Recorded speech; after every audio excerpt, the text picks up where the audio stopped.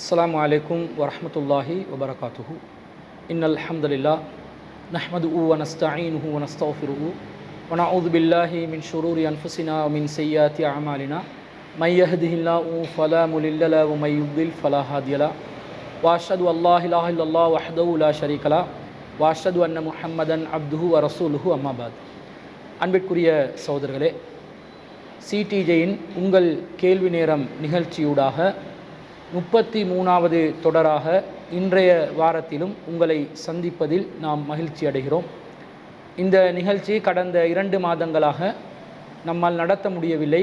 ரமலான் கால பகுதியிலும் அதை தொடர்ந்து வந்த சில ஓய்வு நாட்கள் மற்றும் சில பணிகளின் காரணமாக தொடர்ச்சியாக நடத்த முடியவில்லை. ஆனால் இன்ஷா அல்லாஹ் இன்று முதல் நம்முடைய இந்த நிகழ்ச்சி ஒவ்வொரு வாரமும் பிரதி புதன்கிழமை தோறும் இரவு 8:30 மணியிலிருந்து இன்ஷா அல்லாஹ் நேரடியாக முகநூல் வழியாக ஒளிபரப்பு செய்யக்கூடிய ஒரு நிகழ்ச்சியாக நாம் தொடர்ச்சியாக நடத்தி வருவோம் இன்ஷா அல்லாஹ்.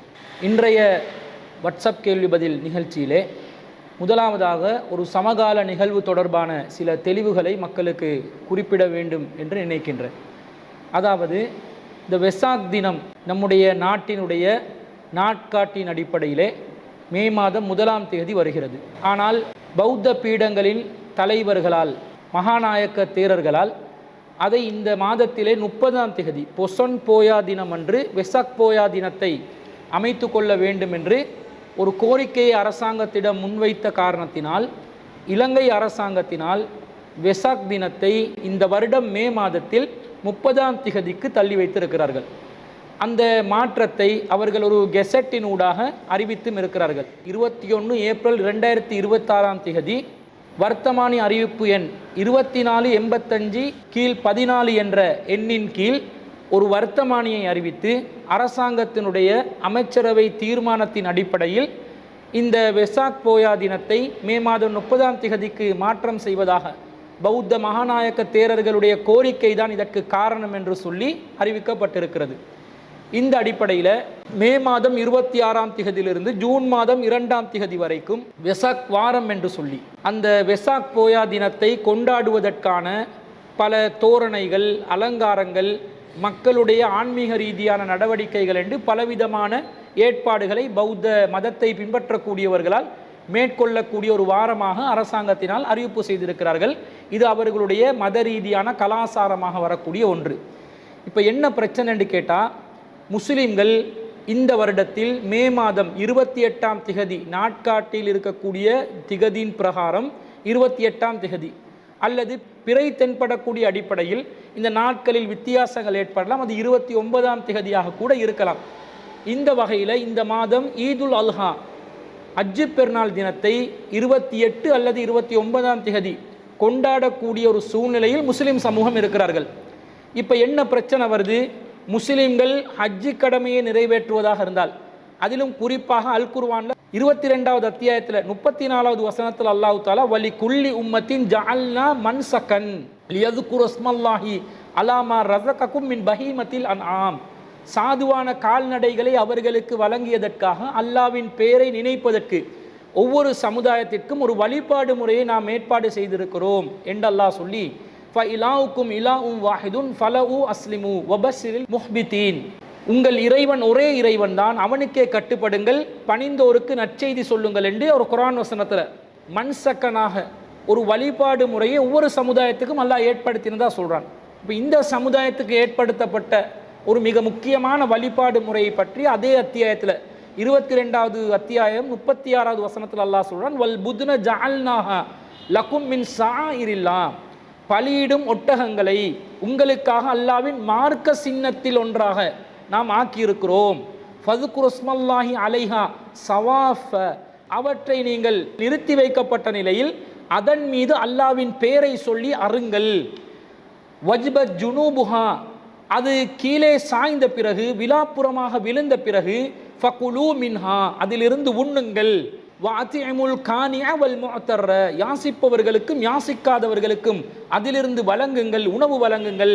கதாலிக்க சஹர்நாஹா லக்கும் லஅல்லக்கும் தஷ்குரூன், நீங்கள் நன்றி செலுத்துவதற்காக வேண்டி இவ்வாறே அல்லாஹ் உங்களுக்கு இந்த பலியிடும் ஒட்டகங்களை அல்லாஹ் தஆலா பயனடைய செய்தான் என்று சொல்கிறான். அப்போ முஸ்லிம் சமூகத்துக்கு இருக்கக்கூடிய மிக முக்கியமான ஒரு வணக்க முறையாக, வழிபாடு முறையாக குர்பானி என்ற அந்த வணக்க வழிபாடு இருக்கிறது. ஹஜ்ஜி பெருநாள் என்று சொன்னாலே அதுக்கு இன்னொரு பேர் என்ன? யௌமுன் நஹர், அறுத்து பலியிடும் நாள்.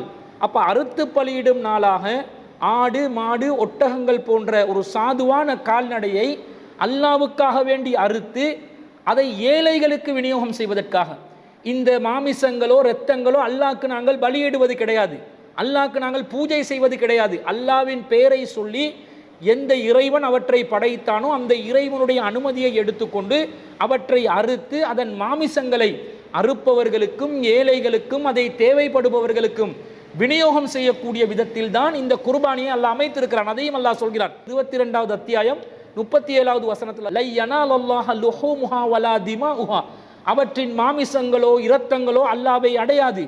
வலாக்கின் யனாலுஹு தக்வா மின்கும், மாறாக உங்களிடம் இருக்கக்கூடிய தக்வா தான் அவனை அடையும். கதாலிக்க சஹரஹா லகும் லிதுகப்பிருல்லாஹ அலா மா ஹதாக்கும், அல்லாஹ் இவற்றை உங்களுக்கு வசப்படுத்தி தந்திருப்பது நீங்கள் அல்லாஹ் உங்களுக்கு வழிகாட்டிய பிரகாரம் அல்லாஹ்வை பெருமைப்படுத்த வேண்டும் என்பதற்காக. வபஸ்ஸிரில் முஹ்சினீன், நன்மை செய்பவர்களுக்கு நற்செய்தி கூறுவீராக என்று நபியை பார்த்து அல்லாஹ் சொல்கிறான். அப்போ இந்த இரத்தங்களையும் மாமிசங்களையும் அல்லாஹ்க்கு பூஜை செய்து அதை அல்லாஹ்க்கு நாங்கள் கொடுக்கறதுனால அல்லாஹ்வுடைய மகத்துவத்தை மேலோங்க செய்ய வேண்டும், இப்படி நோக்கமெல்லாம் கிடையாது. அல்லாஹ் என்றும் மகத்துவமானவன்.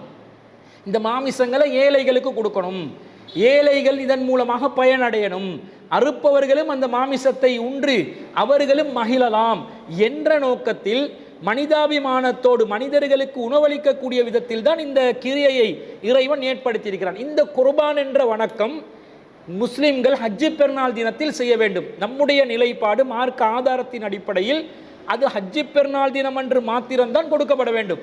ஹஜ்ஜி பெருநாள் அல்லாத அந்த ஐயாமு தஷ்ரீக் என்று வரக்கூடிய 11, 12, 13 ஆகிய நாட்களில் குர்பானி செய்வதற்கு எந்த ஒரு மார்க்கத்தில் ஆதாரமும் இல்லை என்பது நம்முடைய நிலைப்பாடாக இருந்தாலும், பெரும்பாலான முஸ்லிம்களுடைய நிலைப்பாடு என்ன? ஹஜ்ஜி பெருநாள் அன்றும் அதற்கு அடுத்தடுத்து வரக்கூடிய 11, 12, 13 ஆகிய நாட்களில் இந்த குர்பானியை நிறைவேற்றணும் என்ற கருத்தில் இருக்கிறாங்க. இப்படி இருக்கும் பொழுது இலங்கை அரசாங்கம் வெசாக் தினம் என்று சொல்லி, வெசாக் வாரம் என்று சொல்லி மே மாதம் 26ஆம் தேதியிலிருந்து ஜூன் 2ஆம் தேதி வரைக்கும் ஒரு வாரத்தை அறிவித்திருக்கும் பொழுது அதில் புத்த பெருமான் பிறந்த நாள் போயா தினம் வருகிறது. இந்த மாதிரி சூழ்நிலையில் முஸ்லிம்கள் அறுத்து பலியிடும் காரியத்தில் ஈடுபடுவது சிரமமாகிவிடும் என்ற மாதிரி ஒரு சூழ்நிலை வருகிறது. இப்படி வந்தால் ஒரு குழப்பமான சூழ்நிலை ஏற்படுமா இல்லையா? பௌத்த மக்கள் ஆன்மீக ரீதியாக அவர்கள் கடைபிடிக்கின்ற ஒரு செயற்பாட்டுக்கு நேர் மாற்றமாக இஸ்லாமிய மார்க்கத்தில் ஆன்மீக ரீதியாக கடைபிடிக்கக்கூடிய ஒரு செயற்பாடு வலியுறுத்தப்பட்டிருக்கிறது. அப்போ இது முன்னுக்கு பின் முரண்படக்கூடிய ஒரு சூழ்நிலை வந்தால் ஒரு சமூகத்தில் சர்ச்சை ஏற்படலாம், சமூகத்தில் ஒரு சுமூகமான ஒரு சூழ்நிலை இல்லாமல் போகலாம், சட்ட ஒழுங்கு பாதிக்கக்கூடிய விதத்தில் எதுவும் பிரச்சனைகள் நடக்கலாம் என்ற ஒரு பதட்ட நிலை முஸ்லிம் சமூகத்திலும் பௌத்த மக்கள் மத்தியிலும் காணப்பட்டு வருகிறது. இந்த நிலையில் இதுக்கு என்ன தீர்வு என்று அரசாங்கத்திடம் கேட்கும் பொழுது மத மற்றும் கலாச்சார விவகாரங்களுக்கான பிரதி அமைச்சராக செயற்படக்கூடிய முஹம்மது முனீர் முலாஃபர் அவர்கள் ஒரு அறிவித்தலை போடுறார். என்ன அறிவித்தல்? அவர் வாய் வழியாக ஒரு தகவலை அறிவிக்கின்றார். குர்பானி கடமைகளை, ஹஜ்ஜி கடமைகளை நிறைவேற்றுவதற்கு, அமைதியாக நடத்துவதற்கு எந்த தடையும் இல்லை என்று அறிவித்திருக்கிறார். இவர் இப்படி அறிவித்திருக்கும் போது அரசு தரப்பிலிருந்து பௌத்த மக்களை சேர்ந்த சில மதகுருமார்கள், அந்த மதகுருமார்களுக்கு அந்த சமூகத்தின் அங்கீகாரம் இருக்கிறதா இல்லையான்றது சர்ச்சை இருக்கிறது என்றாலும் ஒரு சாரார் என்ன செய்யறாங்க, அவங்க இது சுமூகமான சூழ்நிலை சீர்குலைந்து விடும், எனவே இது குறித்து அரசாங்கம் ஒரு தீர்மானம் எடுக்கணும், ஒரு ஒழுங்குமுறையை அறிவிக்கணும் என்று சொல்லி ஒரு கோரிக்கையை முன்வைத்து கொண்டிருக்கக்கூடிய நிலையில் இது வெறுமனே வாய் வார்த்தையால் முஸ்லீம்கள் ஹஜ்ஜி கிரியை நிறைவேற்றுவதற்கு, குர்பானி கடமைகளை நிறைவேற்றுவதற்கு எந்த தடையும் எந்த பிரச்சனையும் வராது என்று அறிவிப்பது என்பது போதுமானதாக இல்லை. நம்முடைய கோரிக்கை என்னென்று சொன்னால், ஒரு வர்த்தமானி மூலமாக மே மாதம் 1ஆம் தேதி வந்த வெசாக் தினத்தை எப்படி 30ஆம் தேதி மாற்றினீர்களோ, வளமையாக வரக்கூடிய விதத்தில் அவர்களுடைய அந்த அனுஷ்டானங்களை நிறைவேற்றக்கூடிய விதத்தில் வந்திருந்தால் எந்த குழப்பமும் வந்திருக்காது. இயல்பாக வந்த வெசாக் தினம் போயா தினத்தை அரசாங்கமாக மாற்றிய காரணத்தினால் மகாநாயக்க தேரர்களுடைய கோரிக்கைகள் என்றதிலேயும் சில சர்ச்சைகள் இருக்கிறது. ஒரு சில மதகுருமார்கள், பிக்குமார்கள் இது நாங்கள் கேட்கவே இல்லையே, இப்படி சொல்லவே இல்லையே என்ற மாதிரி சில சர்ச்சைகளை கிளப்புகிறார்கள். அது தனி விஷயம், அது அவர்களுக்குரியது. இப்படி இயல்பாக இயற்கையாக வந்த அந்த தினத்தை மாற்றி அமைத்து வேறொரு தினத்துக்கு போட்டதனால ஒரு சர்ச்சை வருகிறது. வளமையாக இந்த குர்பானியும் இந்த போயா தினங்களும் எப்படி வரும்? போயா தினங்கள் பொதுவாக பிறை 14, பிறை 15 போன்ற நாட்களில் தான் வந்து சேரும். முஸ்லிம்களுடைய ஹஜ்ஜி பெருநாளுடைய தினமும் அதற்கு பிறகு வரக்கூடிய தஸ்ரீக்குடைய நாட்களையும் தாண்டி தான் போயா தினம் வரக்கூடிய சூழ்நிலை இருக்கும். அது பிறை 13 வந்து விட்டது என்று சொன்னால் அந்த 13வது தஸ்ரீக் தினத்தை தவிர்த்து கொண்டு முஸ்லிம்கள் என்ன செய்வார்கள்? தங்களுடைய குர்பான் கடமையை நிறைவேற்றிக் கொள்வார்கள். இப்போ இவங்க செயற்கையாக இந்த தினத்தை மாற்றினதுனால மே மாதம் 28ஆம் தேதி ஹஜ்ஜி பெருநாள் வருவதாக இருந்தால் மே மாதம் 30ஆம் தேதி போயா தினம் என்று வருகிறது. அப்போ 29, 30 வரும்பொழுது நம்முடைய கருத்து பிரகாரம் நமக்கு எந்த பிரச்சனையும் கிடையாது. நாம் வந்து அந்த ஒரு நாள் தினத்தில் அறுத்து பலியிடக்கூடிய காரியத்தை மேற்கொள்ளலாம். ஆனால் பிற சகோதரர்கள் என்ன பண்ணுவாங்க? தஸ்ரீக்குடைய நாட்கள் என்று வரும் பொழுது அடுத்தடுத்த நாட்களையும் குர்பான் செய்ய வேண்டிய ஒரு சூழ்நிலையில் இருப்பார்கள். அவர்களுடைய அந்த குர்பான் செயற்பாட்டுக்கு தடை விதிக்கக்கூடிய விதத்தில் இந்த அறிவிப்பு வரலாம். இன்னும் சொல்ல போனால் வெசாக் வாரம் என்று சொல்லி ஒரு முழு வாரத்தை அறிவித்திருக்கும் பொழுது அது நமக்கும் கூட பாதிப்பு ஏற்படுத்தக்கூடிய ஒரு சூழ்நிலை ஏற்படுத்தும் என்பது நிதர்சனமாக நமக்கு விளங்கக்கூடிய உண்மையாக இருக்கிறது. இப்படி இருக்கும்போது எந்த பிரச்சனையும் இல்லை, நீங்கள் அமைதியாக செய்யுங்கண்டா. நீங்கள் ஒரு வர்த்தமானி மூலம்தானே வெசாக் தினத்தை மாற்றினீர்கள். அதே போன்று ஒரு வர்த்தமானியை, அதிவிசேட வர்த்தமானி ஒன்றை அறிவித்து வெசாக் தினத்தில், வெசாக் வாரத்தில் முஸ்லிம்கள் ஹஜ்ஜி பெருநாள் தினத்தில் கொண்டாட்டங்களில் ஈடுபடுவது, குர்பானி கடமைகளை நிறைவேற்றுவது எந்த பிரச்சனையும் இல்லை என்று நேரடியாக அறிவிக்க வேண்டும், எழுத்தில் அறிவிக்க வேண்டும். குறைந்தபட்சம் புத்த சாசன அமைச்சினூடாக ஒரு சுற்று நிரூபணத்தை வெளியிட்டாவது. வெசாக் தினத்தை, வெசாக் வாரத்தை நாம் இவ்வாறு அறிவித்திருந்தாலும் அது முஸ்லிம்களுடைய மத கிரியைகளை தடை விதிக்கக்கூடிய விதத்தில், அதில் தலையிடக்கூடிய விதத்தில் அமையக்கூடாது. முஸ்லிம்கள் முறைப்படி அவர்கள் அனுமதிகளை பெற்றுக்கொண்டு அறுத்து பலியிடும் காரியங்களை நிறைவேற்றுவதற்கு இந்த வெசாக் வார அறிவிப்பு எந்த விதத்திலும் பாதிப்பை உண்டு பண்ணாது என்று சொல்லி ஒரு சுற்று நிரூபணமாவது குறைந்தபட்சம் வெளியிடணுமா இல்லையா? வெளியிட வேண்டும். அவ்வாறு வெளியிட்டால்தான் முஸ்லிம்கள் சுமூகமாக இந்த ஹஜ்ஜி பெருநாளை கொண்டாடக்கூடிய சூழ்நிலை ஏற்படும். அப்படி செய்யக்கூடிய அந்த பொறுப்பு தற்போது அரசாங்கமாக இருக்கக்கூடிய தேசிய மக்கள் சக்தி ஆட்சி என்ன செய்ய வேண்டும்? சரியான ஒரு அறிவித்தலை மக்கள் மத்தியிலே முன்னெடுக்க வேண்டும். அவர்கள் முன்னெடுப்பார்கள் என்ற நம்பிக்கை இருக்கிறது. ஆனால் அதற்காக அவர்கள் எழுத்தில் வர்த்தமானி மூலமாக அறிவிக்க வேண்டும் என்பதை நாங்கள் வலியுறுத்தி கோரிக்கையாக முன்வைத்துக் கொள்கிறோம். இது தொடர்பாக நம் சமூகத்தில் பலரும் பல கருத்துக்களை தெரிவித்து வருகிறார்கள். இன்றைய தினம் சட்டத்தரணி நுஸ்ரா அவர்கள் இது சம்பந்தமாக ஒரு வீடியோவும் வெளியிட்டிருக்கிறார்கள், கோரிக்கையை எழுத்தில் முன்வைத்திருக்கிறார்கள். இப்படி பல தரப்பட்ட தரப்புகளிலிருந்து, பல அமைப்புகளிலிருந்து இது சம்பந்தப்பட்ட கோரிக்கை முன்னெடுக்கப்பட வேண்டும். அப்போதுதான் அரசாங்கம் இதற்குரிய எழுத்து ரீதியான அறிவித்தலை உத்தியோகபூர்வமாக வழங்குவார்கள் என்பதை நாங்கள் முதலாவது விஷயமாக பதிவு செய்து கொள்கிறோம். இது தொடர்பாக இன்னும் ஒரு விஷயத்தை முன்வைப்பதற்கு நான் விரும்புகிறேன். என்ன விஷயம்? இந்த போயா தினத்தில் பிராணிகளை அறுக்கக்கூடாது என்று இலங்கை சட்டம் சொல்கிறது என்றொரு கருத்து இருக்கிறது. இந்த போயா தினத்தில் பிராணிகளை அறுக்கக்கூடாது என்ற இலங்கை சட்டம் எப்படி இருக்குது? அதை முழுமையாக நாங்கள் தெரிந்து கொள்ள வேண்டும். எப்படி வருது என்று சொன்னால், இந்த சட்டத்தில் தெளிவாக போயா தினத்தில் நீங்கள் பிராணிகளை அறுக்கக்கூடாது என்ற ஒரு தடை இருக்கிறது. அந்த தடை எப்படி வருது என்று சொன்னால், விடுமுறை நாட்கள் குறித்து 1971ஆம் ஆண்டின் 29ஆம் இலக்கத்தை கொண்ட இலங்கையின் பாராளுமன்ற சட்டத்தில் என்ன வருகிறது என்று சொன்னால், போயா தினங்களில் மற்றும் ஞாயிற்றுக்கிழமை நாட்களில் விடுமுறைகள் குறித்து சட்டங்களை பற்றி பேசுகிறது.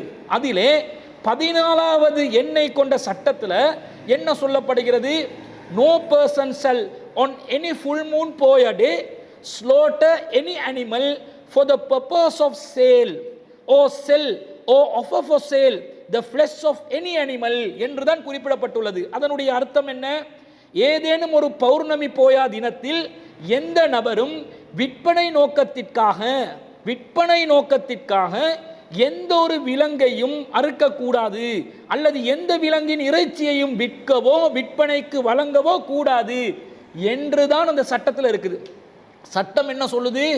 போயா தினத்தில் வியாபார நோக்கத்தில் அறுக்காதீங்க, வியாபாரத்துக்காக வேண்டி பிராணிகளை அறுத்து நீங்கள் விற்பனை செய்யாதீர்கள், விற்பனை செய்கின்ற நோக்கத்திற்காக அறுக்காதீர்கள் என்றுதான் சட்டத்தில் இருக்குது. அப்போ முஸ்லிம்கள் குர்பானி என்றதை நிறைவேற்றுவது விற்பனை நோக்கத்தில் செய்கிறோமா? இல்லை.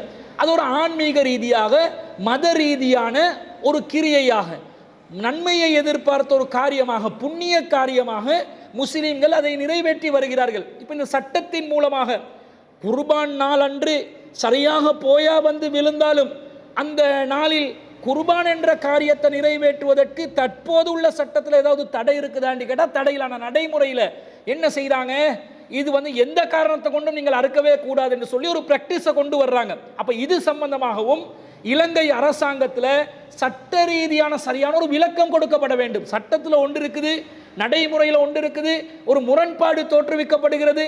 அப்போ இது போன்ற சட்ட முரண்பாடு இருப்பதனால இதுக்கும் தெளிவுகள் வழங்கப்பட வேண்டும். முஸ்லிம்கள் குர்பானி என்ற காரியத்தை நிறைவேற்றுவது வணிக நோக்கத்திற்காக அல்ல, அது ஒரு புனித காரியமாக செய்கிறார்கள். அப்போ முஸ்லிம்களுடைய தரப்பிலிருந்து பார்க்கும் பொழுது குர்பானி என்பது மத ரீதியான ஒரு உரிமையா இல்லையா?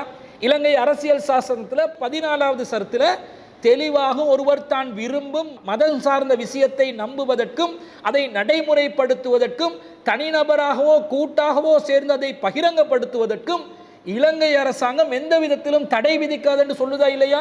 அப்ப இலங்கையிட தாய் சட்டம் மத ரீதியான ஒரு காரியத்தை நிறைவேற்றுவது தடை இல்லை என்று சொல்லுகின்ற நேரத்தில் விற்பனைக்காக விலங்குகளை அறுக்க கூடாது என்ற சட்டம் எந்த வகையில் இதற்கு முரண்பாடாக நிற்க முடியும் என்பதையும் நாங்கள் சிந்திப்பதற்கு கடமைப்பட்டிருக்கிறோம். எனவே இதையும் கருத்தில் கொண்டு அரசாங்கம் இது சம்பந்தமாக தெளிவான ஒரு நிலைப்பாட்டை அறிவிக்க வேண்டும்.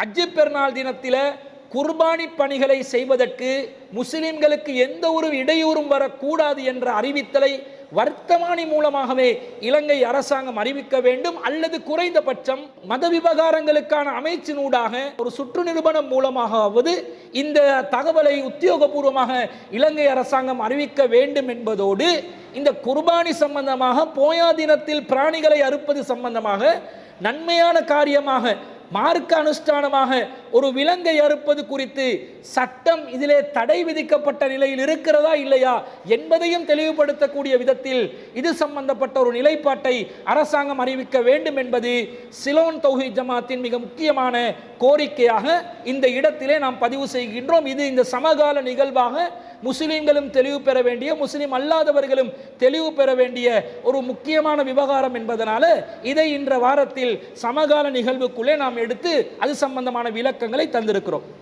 கேள்விகளில் முதலாவது கேள்வியாக ஒரு சகோதரர் ரிஷாத் கொலன்னாவிலிருந்து கேட்டிருக்கிறார்.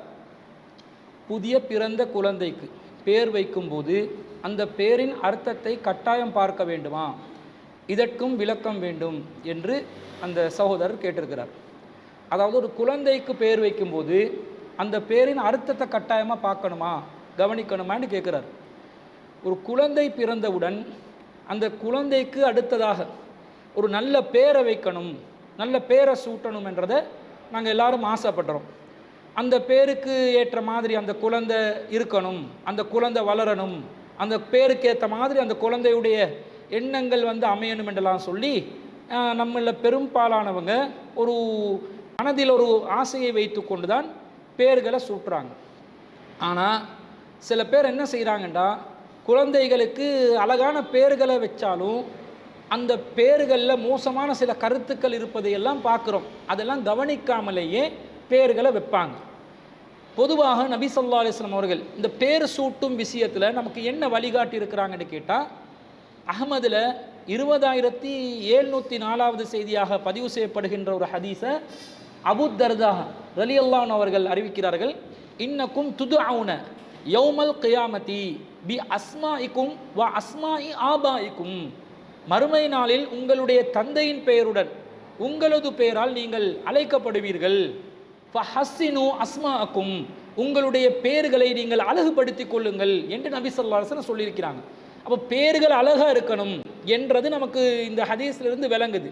ஆனாலும் உச்சரிப்புகளில் அழகான பெயர்களில் அழகான அர்த்தங்களை கொண்ட பெயர்களாக இருக்க வேண்டும் என்பதும் நாங்கள் விளங்கி கொள்ள வேண்டும். உச்சரிப்பு மாத்திரம் அழகாக இருக்கணும் என்றதில்லை, அதனுடைய கருத்து அழகான அர்த்தங்கள் கொண்ட பெயர்களாகவும் இருக்க வேண்டும் என்பதை நாங்கள் விளங்கிக் கொள்கிறோம்.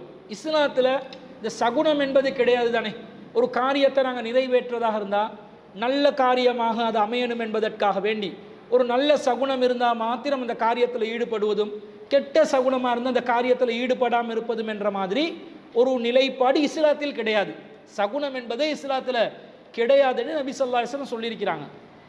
ஆனால் ஒரு சில காரியங்களில் ரசூல் ஸல்லல்லாஹு அலைஹி வஸல்லம் பேர் வைக்கிற விஷயத்தில், பேருடைய அர்த்தத்தை பார்க்குற விஷயத்தில் கவனம் செலுத்துகிறாங்க. எந்த அளவுக்கு கவனம் செலுத்துகிறாங்கன்னா, சும்மா அது சகுனம் இருக்கிற மாதிரி ஒரு தோற்றத்தை காட்டுமான சகுனம் கிடையாது. ரசூலா என்ன சொல்கிறாங்க, அண்ணன் நபிய ஸல்லல்லாஹு அலைஹி வஸல்லம் கான லா யததையரு மின் ஷைஇன், நபி ஸல்லல்லாஹு அலைஹி வஸல்லம் எந்த விஷயத்திலும் சகுனம் பார்ப்பதில்லை. எந்த காரியத்தில் ஈடுபட்டாலும் அந்த காரியத்தில் ஈடுபடும் போது ஒரு நல்ல அறிகுறி இருக்குதா, கெட்ட அறிகுறி இருக்குதா என்பதை பார்த்து காரியத்தில் ஈடுபட மாட்டார்கள். ஆனால் இந்த பேர் விஷயத்தில் எப்படி நடந்து கொள்வாங்கண்டா, வகான இதா பாஸ ஆமிலன் சால அனிஸ்மி, ஒருவரை ஒரு காரியத்துக்கு அனுப்புவதாக இருந்தால், அரச பணிக்கு அனுப்புவதாக இருந்தால் அவருடைய பேர் எதுவென்பதை நபி ஸல்லல்லாஹு அலைஹி வஸல்லம் அவர்கள் விசாரிப்பார்கள். ஃபைதா அஜப உஸ்முஹு, அவருடைய பேர் நபி ஸல்லல்லாஹு அலைஹி வஸல்லம் அவர்களுக்கு பிடித்திருந்தால் ஃபரிஹ பிஹி, அதன் மூலம் மகிழ்ச்சி அடைவார்கள். வருஇய பிஸ்ரு தாலிக ஃபீ வஜ்ஹி, அதன் மூலம் ரசூலுல்லாஹ் சந்தோஷம் அடைவதை நபிகளாருடைய முகத்தின் மூலமாக அந்த மகிழ்ச்சி நமக்கு தென்படும். வ இன் கரியஸ்மு ருஇய கராயத்துஹு ஃபீ வஜ்ஹி, நபி ஸல்லல்லாஹு அலைஹி வஸல்லத்துக்கு அந்த பேரு விருப்பம் இல்லாமல் இருந்தால், பிடிக்காத ஒரு நிலையில் இருந்தால் ரசூலுல்லாஹ்வுடைய அந்த வெறுப்பு அவர்களுடைய முகத்திலிருந்து தென்படும். வ இதா தஹல கரியத்தன், அதே மாதிரி ஒரு ஊருக்கு போனாலும் சாலான் இஸ்மிஹா, அந்த ஊரின் பேரை விசாரிப்பார்கள். வைன் அஜபு உஸ்முஹா, அந்த ஊரின் பேர் அவர்களுக்கு மகிழ்ச்சியை தரும் என்று சொன்னால் ஃபரிஹ வருஇய பிஸ்ரு தாலிக ஃபீ வஜ்ஹி, அதனுடைய சந்தோஷம் நபிகளாருடைய முகத்தில் தென்படும். வைன் கரியஸ்மஹா, அந்த ஊரின் பேரை நபிகள் நாயகம் வெறுத்தால் ருஇய கராயத்து தாலிக ஃபீ வஜ்ஹி, அந்த வெறுப்பு நபிகளாருடைய முகத்தில் தென்படும் என்ற செய்தியை நாங்கள் அபூதாவுத் என்ற ஹதீஸ் கிரந்தத்தில் 3419வது செய்தியாக பார்க்கிறோம். இந்த செய்தியை அபு புரைதா ரலியல்லாஹு அன்ஹு அவர்கள் அறிவிக்கிறார்கள். அப்போ பேரில் நல்ல பேர் இருந்தால் ரசூலா சந்தோஷம் அடைகிறாங்க, கெட்ட பேராக இருந்தால் ரசூலா மகிழ்ச்சி அடைய மாட்டாங்க. இதை பார்த்தா சகுனத்துக்கு காரணம் மாதிரி தோன்றலாம், ஆனால் இஸ்லாத்தில் சகுனம் கிடையாது. நபிகளார் சகுனம் பார்க்க மாட்டாங்க. ஆனால் நல்ல பேர் இருக்கிற அர்த்தம் கொண்ட பேர்களாக இருந்தால், நல்ல பேர்களாக இருந்தால் அதன் மூலம் நபிகளாருடைய உள்ளத்திலே மகிழ்ச்சி வெளிப்பட்டிருப்பதை நாங்கள் பார்க்கிறோம். இந்த சமூகத்தில் இந்த பேர் வைக்கிற விஷயத்தில் இப்போ லேட்டஸ்டாக பேர் வைக்கும்போது அன்காமனாக பேர் வைப்பாங்க, ஷார்ட்டாக வைக்கிறாங்க, பேர் பிரச்சனை கிடையாது. ஆனால் அர்த்தங்களை கவனிக்கணும். ஒரு காலத்தில் எப்படியெல்லாம் பேர் வச்சாங்கன்னு சொன்னால், ஜஹாங்கீர் என்று பேர் வைப்பாங்க. இந்த ஜஹாங்கீர் என்ற பேர் என்ன அர்த்தம்? உலகை வெற்றி கொண்டவன் என்ற அர்த்தம். ஷாஜஹான் என்று பேர் வைப்பாங்க, உலகின் அரசன். ஷா என்றால் மன்னன், ஜஹான் என்றால் உலகம், உலகின் மன்னன் அரசன் என்ற அர்த்தம். ஷா ஆலம், பிரபஞ்சத்தின் அரசன். ஷாஹுல் ஹமீத், புகழுக்குரியவனின் அரசன் என்றெல்லாம் பேர்களை வைப்பாங்க. இப்படி பேர் வைக்கிறது சிறுக்கான கருத்தில் இருக்குது. இந்த மாதிரி சிறுக்கான கருத்தில் இருக்கக்கூடிய பேர்களை எந்த காரணத்தை கொண்டும் வைக்கக்கூடாது. நபிகள் நாயகம் ஸல்லல்லாஹு அலைஹி வஸல்லம் அவர்கள் அதை தடுக்கிறாங்க. எப்படி தடுக்கிறாங்கன்னு பாருங்க. புகாரியில் 6205வது செய்தியாக பதிவு செய்யப்பட்ட ஒரு செய்தியில் அபூ ஹுரைரா ரலியல்லாஹு அன்ஹு அவங்க அறிவிக்கிறாங்க, ரசூலுல்லாஹ் சொன்னதாக, கால ரசூலுல்லாஹி ஸல்லல்லாஹு அலைஹி வஸல்லம், ரசூலுல்லாஹ் சொன்னாங்க, அஹ்னல் அஸ்மாஇ யௌமல் கியாமத்தி இந்தல்லாஹி, மறுமை நாளில் அல்லாஹ்விடத்தில் மிக வெறுப்புக்குரிய பேர் எது என்று சொன்னா, பேரை கொண்டவன் யார் என்று சொன்னா, மாலிக்கல் அம்லாக், ஒரு மனிதன் மலிக்குல் அம்லாக். ரஜுலுன் துசம்மா மலிக்கல் அம்லாக், ஒரு மனிதன் மலிக்குல் அம்லாக், அரசர்களுக்கெல்லாம் அரசன் என்று பேர் வைத்து வருவான். அப்படி பேர் கொண்டவனை அல்லாஹ் தஆலா மறுமையில் விரும்ப மாட்டான், அல்லாஹ் வெறுப்பான் என்ற செய்தியை நாங்கள் புகாரியில் இந்த செய்தியில் பார்க்குறோம். இப்போ பேரில் இணை வைப்பு இல்லாத விதத்தில் பேர்களை அமைத்து கொள்ள வேண்டும். பேரில் அர்த்தம் பார்க்கணும் என்றது விளங்குதா இல்லையா? ஒரு பேர் அரபு பேரில் நாங்கள் முஸ்லீம் சமூகம் வைப்பதற்கு பழக்கப்பட்டு விட்டோம். கிறிஸ்தவ சமூகங்களோ ஏனைய சமூகங்களோ இலங்கை நாட்டிட கலாச்சாரத்துக்கு ஏற்ற மாதிரி அவங்க பேர்களை வச்சு கொண்டாங்க. ஆனால் முஸ்லீம்கள் என்ன செஞ்சிட்டோம் என்று சொன்னால், அரபு பேர்களையே முஸ்லீம்களுடைய பேர்களாக வைத்து கொள்வதற்கு நாங்கள் பழகிவிட்டோம். முஸ்லீம் என்று சொன்னால் ஒரு அரபு பேரில் வந்தால் தான் முஸ்லீம் என்று இனம் காணக்கூடிய விதத்தில் முஸ்லீம் சமூகத்தில் ஒரு பழக்கம் மரபு ரீதியாக வந்துவிட்டது.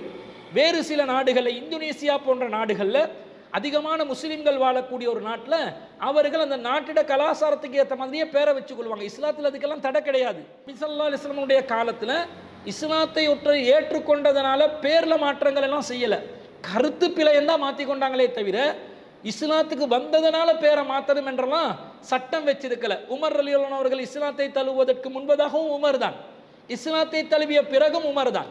இப்படி அர்த்தங்களை ரசூல் ஸல்லல்லாஹு அலைஹி வஸல்லம் கவனித்து பெயர்களை மாற்றினாங்களே தவிர கட்டாயமாக ஒரு சடங்குக்கு சம்பிரதாயத்துக்கு மாற்றணும் என்றெல்லாம் சொல்லி பெயர்கள் மாற்றலாம். ஆனால் கருத்தை கவனிச்சிருக்கிறாங்களா இல்லையா? இப்போ கருத்து கவனிக்கப்பட வேண்டும் என்பது இந்த செய்தியிலிருந்து நமக்கு விளங்குதா இல்லையா?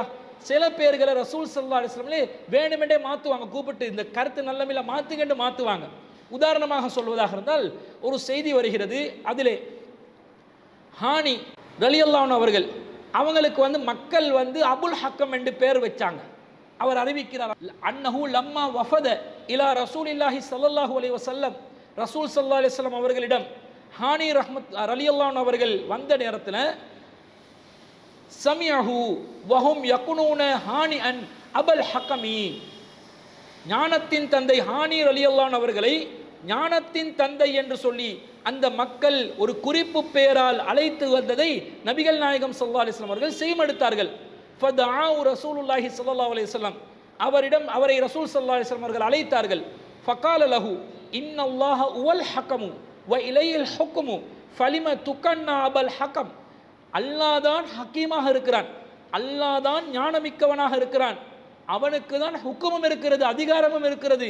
அப்படி இருக்கும்போது ஃபலிம துகன்னா அபல் ஹக்கம், உங்களுக்கு ஏன் அபல் ஹக்கம் என்று சொல்லி மக்கள் சிறப்பு பெயர் சூட்டினார்கள் என்று கேட்ட நேரத்தில் அவர் சொல்கிறார், இன்ன கௌமி இதஹ்தலஃபு ஃபீ ஷைஇன், எனது சமூகம் ஏதாவது ஒரு விஷயத்தில் முரண்பட்டு விட்டால் அத்தௌனி என்னிடம் வருவார்கள், ஃபஹகம்து பைனஹும் ஃபரலி கிலல் ஃபர்கைனி, நான் அவர்கள் மத்தியிலே தீர்ப்பு வழங்குவேன், அந்த இரண்டு சாராரும் திருப்தி அடையக்கூடிய விதத்தில் என்னுடைய தீர்ப்பு அமையும். அப்ப ரசூல் அதுக்கு பதில் சொல்றாங்க, மா அஹ்ஸன மின் ஹாதா ஃபமாலக மினல் உல்தி, இது எவ்வளவு ஒரு நல்ல செயல் தெரியுமா, உங்களுக்கு குழந்தைகளும் இருக்கிறார்களா அப்படின்னு கேட்கிறாங்க.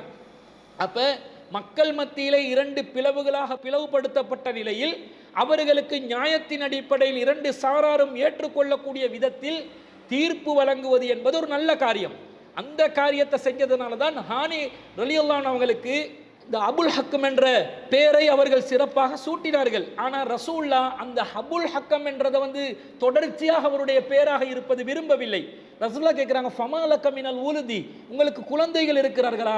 அவர் சொல்கிறார், காலலி சுரைஹுன் வ அப்துல்லா வ முஸ்லிம், எனக்கு 3 குழந்தைகள், சுரைஹ் என்ற ஒருவருக்கு பேர், அப்துல்லா என்று இன்னொருவருக்கு பேர், முஸ்லிம் என்று இன்னொருவருக்கு பேர். சொன்ன உடனே ரசூலா கேட்குறாங்க, ஃபமன் அக்பருஹும், அவர்களில் மூத்தவர் யாரு? கேட்ட உடனே சுரைஹ் என்றாங்க ஹானி ரலியல்லாஹு அன்ஹு அவர்கள்.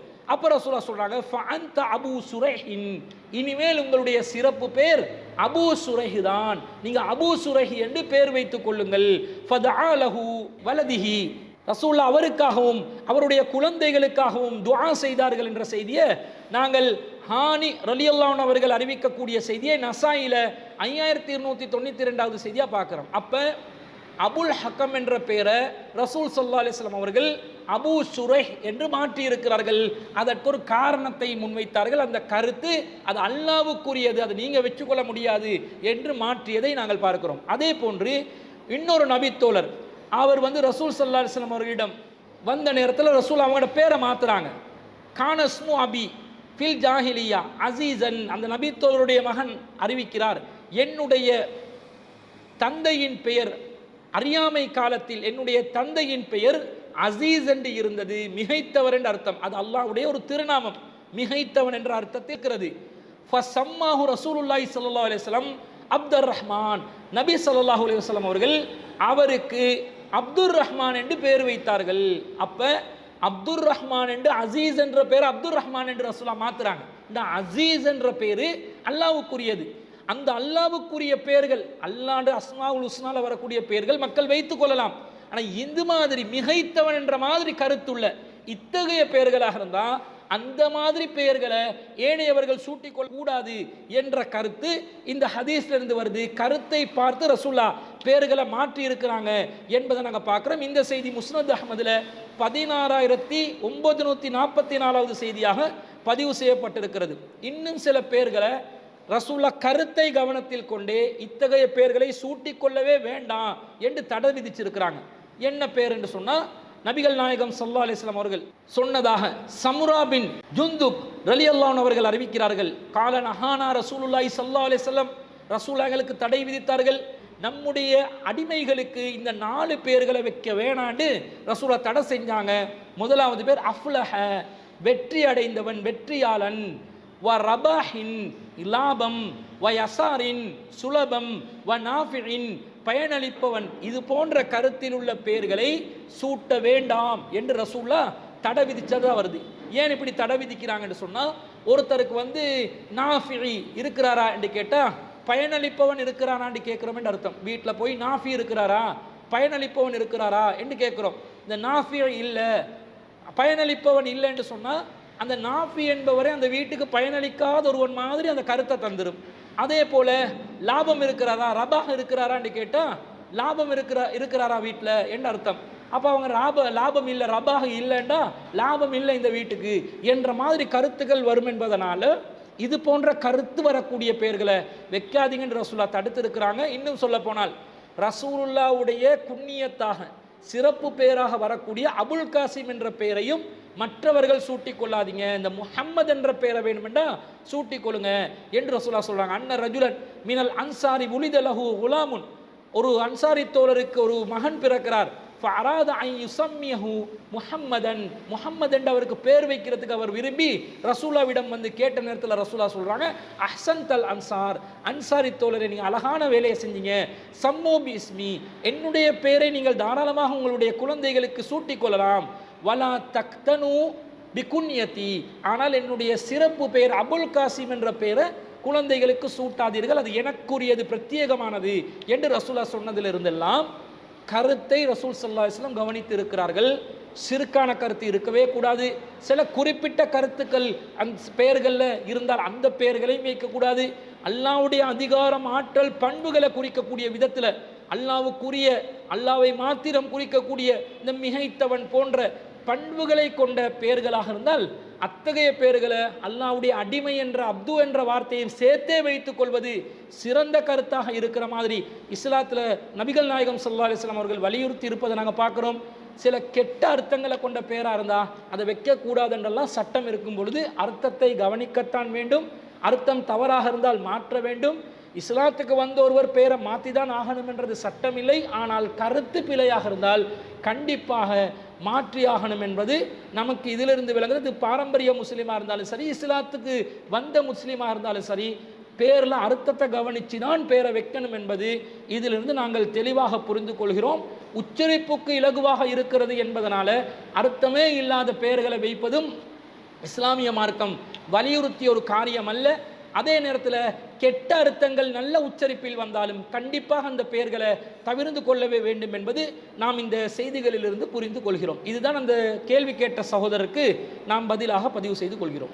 இரண்டாவது கேள்வியாக ஒரு சகோதரர் கேட்கிறார். அறிஞர் பிஜே அவர்கள் தனது குர்ஆன் மொழிபெயர்ப்பில் 89வது அத்தியாயத்தில் 6-7 ஆகிய வசனங்கள் மொழிபெயர்க்கும் போது ஆது சமுதாயத்தையும் தூண்களுடைய இரம் சமுதாயத்தையும் உமது இறைவன் எப்படி ஆக்கினான் என்பதை நீ அறியவில்லையா என்று ஆது சமுதாயத்தையும் இரம் சமுதாயத்தையும் 2 சமுதாயமாக மொழிபெயர்த்துள்ளார்கள். ஆனால் டிஎன்டிஜேயினர் தங்களுடைய மொழிபெயர்ப்பில் தூண்களுடைய இரம் எனப்படும் ஆது சமுதாயத்தை உமது இறைவன் எவ்வாறு ஆக்கிவிட்டான் என்பதை நீர் சிந்திக்கவில்லையா என்று ஆதும் இரமும் ஒரு சமுதாயம் போல் மொழிபெயர்த்துள்ளார்களே, இதில் எது சரி? முஹம்மது நியாஸ் இலங்கையிலிருந்து கேட்கிறார். இலங்கையில் எந்த இடத்துல இருந்து குறிப்பிடலை, நம்ம நாட்டிலிருந்து ஒரு சகோதரர் கேட்குறார்.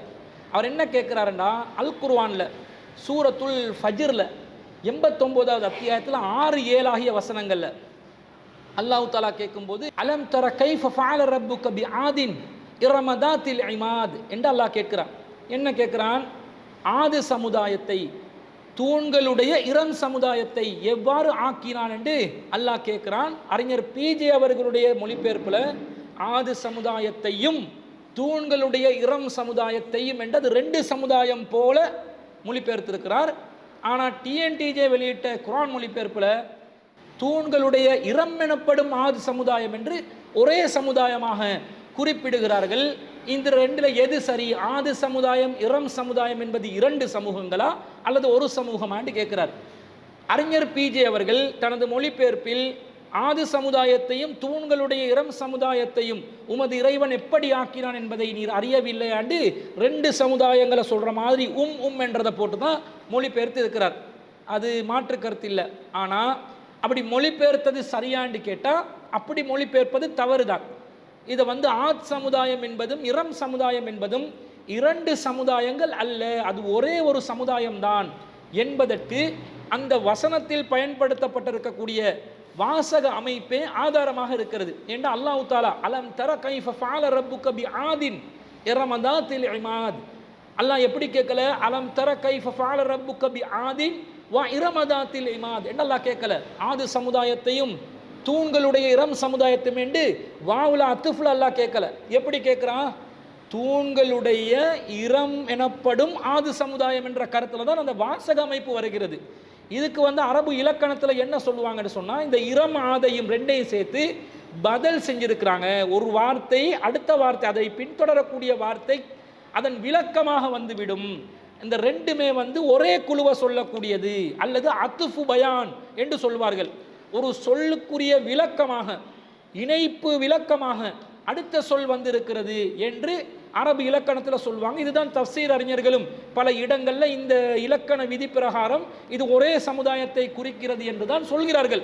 தஃசீர்களில் சொல்லக்கூடிய அந்த இலக்கண விதியை பார்க்கின்ற நேரத்தில் இலக்கண ரீதியாக ஆது சமுதாயமும் தூண்களுடைய இரம் சமுதாயம் என்பதும் ஒரே சமுதாயத்தினர் தான். அப்போ ஆது சமுதாயம் எப்படி பலசாலிகள் என்று சொன்னால், அவங்க பலமான தூண்கள் கொண்ட இரம் என்று அழைக்கப்படுகின்ற விசேடமான ஒரு பெயரிலும் அழைக்கப்படுகின்ற ஒரு பலமான சமுதாயமாக இருந்தாங்க என்று தான் அல்லாஹ் சொல்றாங்க. அவங்க பல கட்டிடங்களை எழுப்பினார்கள், விசாலமான கோபுரங்களை எழுப்பினார்கள், உச்ச இடங்களில் உயரமான இடங்களில் அவர்கள் நினைவு சின்னங்களை எழுப்பினார்கள். உலகத்திலே அவர்களை போன்று பலசாலிகள் யாரும் இருக்கவில்லை என்று அல்லாஹ் சொல்கிறான். அடுத்த வசனத்தில் அல்லாஹ் அல்லதி லம் யுஹ்லக் மிஸ்லுஹா ஃபில் பிலாத், எந்த ஊர்களிலும் இவர்களை போன்ற ஒரு படைப்பை நாம் படைத்ததில்லை என்று சொல்ற அளவுக்கு மிகப்பெரிய பலசாலிகளாக அவர்கள் இருந்திருக்கிறார்கள் என்பது இருந்தெல்லாம் இது இந்த தூண்கள் கொண்ட பலமான கட்டிடங்களை எழுப்பக்கூடிய அடக்கி ஆளக்கூடிய ஒரு சமுதாயமாக ஆது சமுதாயம் என்ற இரம் சமுதாயம் இருந்திருக்கிறார்கள் என்றது இலக்கண ரீதியாகவும் விளங்குகிறது. அப்போ அறிஞர் பிஜேன் ரெண்டா போட்டாங்க என்று கேட்டால் அது ஒரு கவனக்குறைவுல மொழிபெயர்க்கும் போது நடந்திருக்குதே தவிர ஆது சமுதாயமும் இரம் சமுதாயமும் ரெண்டு சமுதாயம் என்ற கருத்தில் அறிஞர் பிஜே அவர்களும் இல்லை. ஏன் என்று சொன்னால், அறிஞர் பிஜே அவர்கள் 1994ஆம் ஆண்டு ரமலான் தொடர் உரை நிகழ்த்துறார். நபிமார்களுடைய வரலாறு என்று ஒரு தொடர் உரை நிகழ்த்துறார். அந்த தொடர் உரையில் 19வது தொடரில் இது சம்பந்தமாக ஆது சமுதாயம் சம்பந்தமாக பேசுகிறார். பேசும் பொழுது இந்த ஆது சமுதாயம் இரம் சமுதாயம் என்பது ஒரே சமுதாயம் தான் என்று அவரே தெளிவாக என்ன செய்கிறாரு குறிப்பிட்டிருக்கிறார். அப்போ மொழிபெயர்ப்பு வெளியிடப்படுகிறது 2002ஆம் ஆண்டு டிசம்பர் மாத காலப்பகுதியில். அந்த நேரத்தில் அதில் என்றது ரெண்டா சேர்த்து கவனக்குறைவாக அது சொல்லப்பட்டிருக்கிறது, எழுதப்பட்டிருக்கிறதே தவிர இந்த கருத்தில் அறிஞர் பிஜே அவர்கள் இருக்கிறார் என்று கேட்டால் ஆதி சமுதாயமும் இரம் சமுதாயமும் ஒரே சமுதாயம் என்ற கருத்தில் தான் 1994ஆம் ஆண்டிலே இருந்து அவர் இருக்கிறார் என்பது தெளிவாக புரிகிறது. அவர் அந்த சொன்ன அந்த வீடியோ பதிவையும் இத்துடன் நாங்கள் இணைத்துக் கொள்கிறோம். அல்லாஹ் சொல்றான், அலம் தர கைஃப ஃபஅல ரப்புக பிஆதின் வல் ஃபஜ்ரிங்கிற சூரா. ஆது சமுதாயத்தை உமது இறைவன் என்ன செய்தான் என்று உனக்கு தெரியுமா? நம்ம நோக்கி கேட்கிறான். இது நபி ஸல்லல்லாஹு அலைஹி வஸல்லம் அவர்களை நோக்கி அல்லாஹ் கேட்கிறான். அலம் தர கைஃப ஃபஅல ரப்புக பிஆதின், ஆது சமுதாயத்தை உமது இறைவன் என்ன செய்தான், எப்படி செய்தான் என்று உனக்கு தெரியுமா? ஆதுண்டா யாரு? இரம். இரம் என்று அவங்களுக்கு இன்னொரு பேர் ஆதின் இரம். இரம் என்ற பெயர் கொண்ட ஆது சமுதாயத்தை ذاتில் இமாத், இமாத் என்று சொன்னா நல்ல உயரமான தூண்களை கொண்ட கட்டிடங்கள் உடையவர்கள். தூண்கள் வச்சு நல்ல உயரமான தூண்களை வச்சு கட்டிடம் எழுப்புகிற அளவுக்கு அவங்கள்ட்ட வலிமை இருந்துச்சு.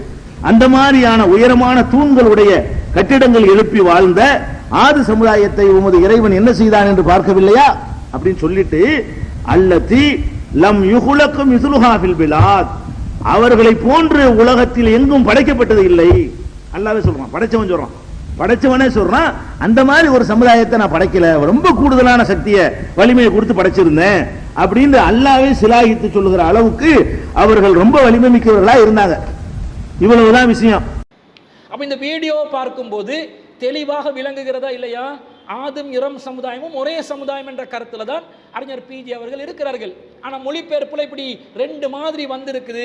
அது அவர்களுக்கு சுட்டி காட்டி இருக்கிறோம். இன்ஷா அல்லாஹ் அடுத்த பதிப்புல அது ஒரே சமூகமாக தெரியக்கூடிய விதத்தில் அதற்கான அந்த வாசகத்தை மாற்றி அந்த மொழிபெயர்ப்பை அவர்கள் வெளியிடுவார்கள் என்பதை இந்த கேள்வி கேட்ட சகோதரருக்கு நாங்கள் ஒரு பதிலாக பதிவு செய்து கொள்கிறோம். இது போன்று நுணுக்கமாக திருக்குர்ஆனை நல்ல நுட்பமான அறிவுடன் குர்ஆனை அணுகக்கூடியவர்களுக்கு, வாசிக்கக்கூடியவர்களுக்கு, மொழிபெயர்ப்புகள் விளக்கங்களை நன்றாக கூர்ந்து கவனித்து பார்க்கக்கூடியவர்கள் மூலமாக இந்த மார்க்கத்தினுடைய தெளிவுகள் இன்னும் கூடுதலாக கிடைக்கும் என்பதுதான் இந்த சகோதரருடைய இந்த கேள்வியின் மூலம் நமக்கு தெரிகிறது. அதனால் இது போன்ற நிலையில்தான் குர்ஆனை அனைவரும் அணுக வேண்டும். குர்ஆனை நல்ல படிக்கிற ஆய்வு கண்ணோட்டத்தோடு குர்ஆனை சிந்தித்து விளங்கக்கூடிய மக்களாக இந்த கேள்வி கேட்ட சகோதரரை போன்று ஏனைய சகோதரர்களும் இருக்க வேண்டும் என்பதை நாங்கள் ஒரு கோரிக்கையாக முன்வைத்துக் கொள்கிறோம். இன்றைய கேள்வி பதிலில் மூன்றாவது கேள்வியாக அஹ்மத் ரஸ்மி என்ற சகோதரர் கட்டாரிலிருந்து ஒரு கேள்வி கேட்கிறாரு. வீட்டில் நாய் வளர்ப்பது பற்றிய இஸ்லாத்தின் சட்டம் என்ன? பொதுவாக கிராமங்களில் முஸ்லிம்கள் நாய் வளர்க்கிறார்கள், வீட்டின் உள்ளே எடுக்க மாட்டார்கள், அதுவும் வராது, அதை தொடக்கூட மாட்டார்கள், அதற்குரிய உணவை வெளியில் வைப்பார்கள், உண்டு விட்டு வீட்டை சுற்றி நமது பார்வையிலே இருக்கும், இதுவும் கூடாதா என்று ஒரு கேள்வியை கேட்கிறார். சகோதரர் அஹ்மத் அவர்கள் என்ன கேட்கிறாருன்னா, வீட்டிற்கு வெளியே ஒரு காவல் நோக்கத்துக்காக இந்த மாதிரி நாய்களை வளர்ப்பதற்கு இஸ்லாத்தில் அனுமதி இருக்குதா? வீட்டுக்குள்ளே எடுக்காம உணவு தேவையானது வெளியே வச்சு இப்படி நாய்களை வளர்க்கலாமா என்று கேட்குறார். இப்போ நாய்களை வளர்ப்பது சம்பந்தமாக இஸ்லாத்தில் பொதுவாக நாய் நஜீஸுடைய நிலையில் இருக்குது. வீட்டுக்குள்ள நாய்களை அனுமதிப்பது இஸ்லாத்தில் தடை விதிக்கப்பட்டிருக்கிறது. ஆனால் நாய்களை வளர்ப்பது இஸ்லாத்தில் முற்றிலும் முழுதாக தடையாண்டு கேட்டால் முற்றிலும் முழுதாக தடை செய்யப்பட்ட ஒரு காரியம் அல்ல. சில நிபந்தனைகளோடு நாய்களை வளர்ப்பதற்கு இஸ்லாத்தில் அனுமதி இருக்கிறது. அது என்ன நிபந்தனை என்று கேட்டால், முக்கியமான நிபந்தனை, பொதுவாக வீட்டில் ஒரு செல்லப்பிராணியின் இடத்தில், ஒரு பெட்டிடத்தில் ஒரு நாயை வைத்து அந்த நாயை வளர்ப்பதற்கு இஸ்லாத்தில் அனுமதி கிடையவே கிடையாது.